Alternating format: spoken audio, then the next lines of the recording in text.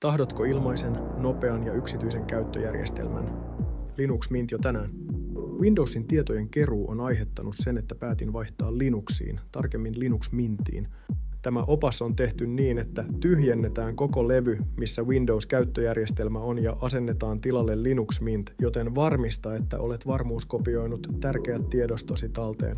Ei sen enempää jorinoita, eli aloitetaan. Helpoin tapa asentaa Mint on asentaa se muistitikulta. Sulla pitää olla vähintään 4 gigatavun muistitikku. Sitten ladataan itse Linux Mint iso tiedosto. Valitse Cinnamon ja lataa tiedosto lähinnä sijaintiasi olevasta maasta.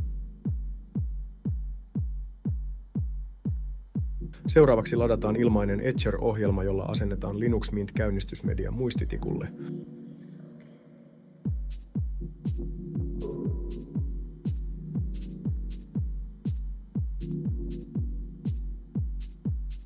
Ellei muistitikku ole jo kiinni koneessasi, niin aseta se paikoilleen.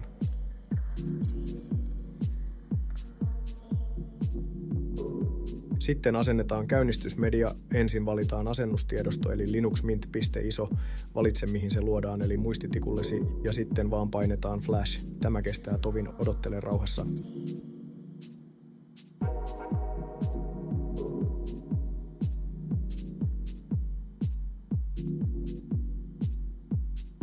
Tässä menossa jo varmistus. Odota, että se luodaan loppuun ja ilmoittaa, että luotu onnistuneesti. Jos ilmoittaa, että epäonnistui, niin kokeile uudelleen.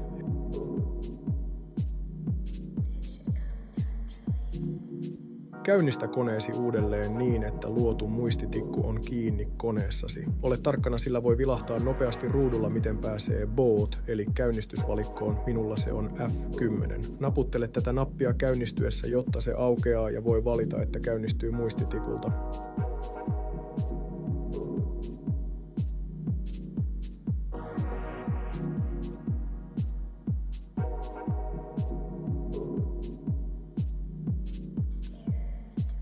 Nyt on käynnistynyt LiveBoot Median muistitikulta. Voit nyt testata, miltä Linux Mint vaikuttaa.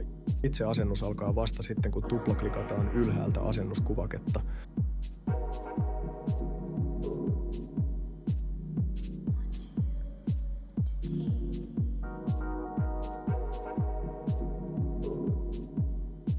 Asennusikkuna aukeaa, missä ensin valitaan kieli.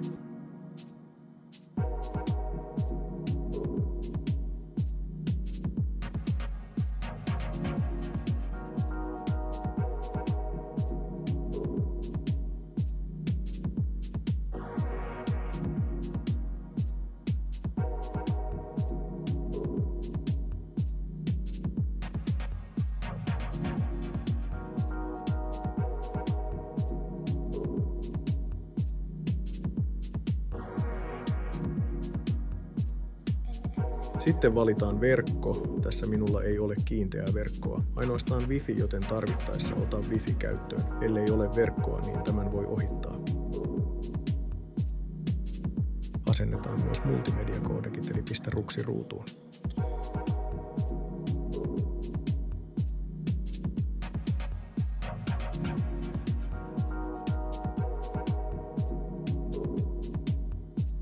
Minulta ei tässä kysytty jostain syystä, että asennetaanko Windowsin rinnalle, mutta ei haittaa, koska tässä asennetaan koko levylle Linux Mint.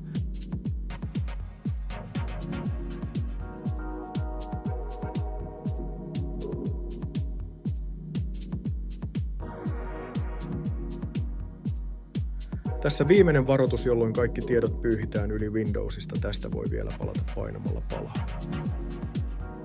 Valitse aikavyöhyke eli Suomessa Helsinki.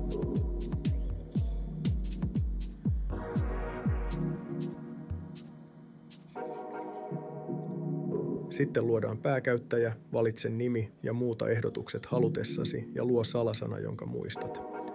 Ellei ole muita käyttäjiä koneella, niin voit pistää ruksin, että kirjautuu automaattisesti, kun kone käynnistyy, mutta tällöin kuka tahansa pääsee tiedostoihisi. Asennus alkaa, odottele sen valmistumista, kestää aikansa.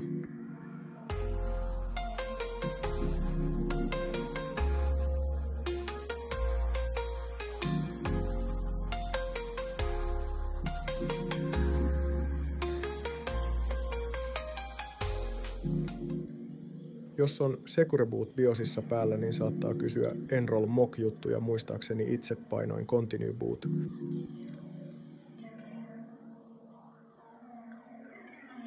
Kun ikkuna aukeaa, niin tarkasta ensimmäisenä ajurit ja päivitykset.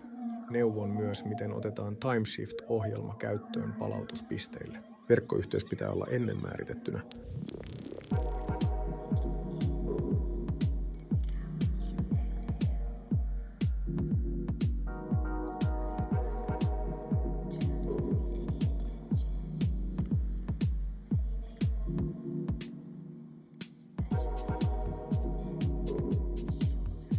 Asenna pyydettäessä uusi versio päivitysten hallinnasta.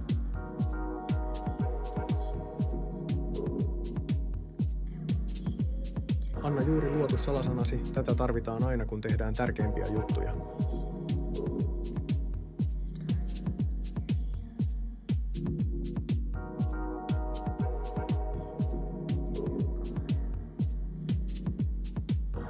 Tässä vaihdetaan päivitysten lataus paikalliselle palvelimelle. Paina pääpalvelin ja odota reilu 10 sekuntia ja valitse sijaintiasi lähellä oleva nopein palvelin. Tässä se otetaan Ruotsista.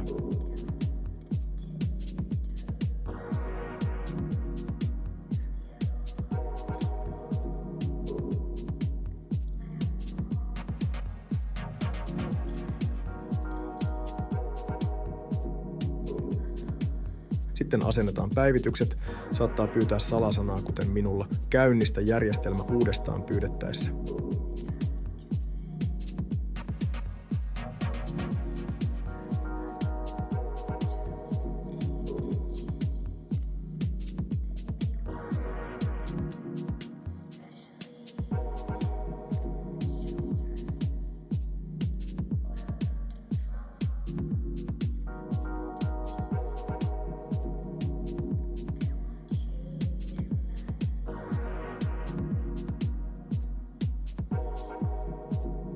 Kun päivitykset on saatu valmiiksi, niin suosittelen ottamaan käyttöön TimeShift-ohjelman, jolla luodaan palautuspisteet. Mene alhaalta vasemmalta ja klikkaa logoa. Kirjoita hakuun TimeShift, niin Mint löytää sen helposti.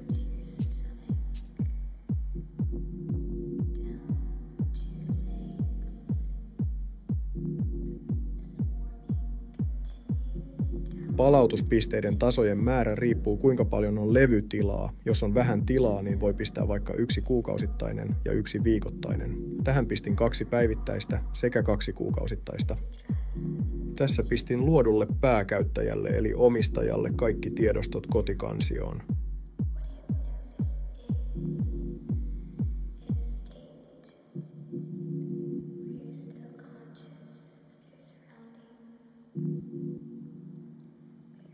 Paina lopuksi OK ja luo ensimmäinen palautuspiste.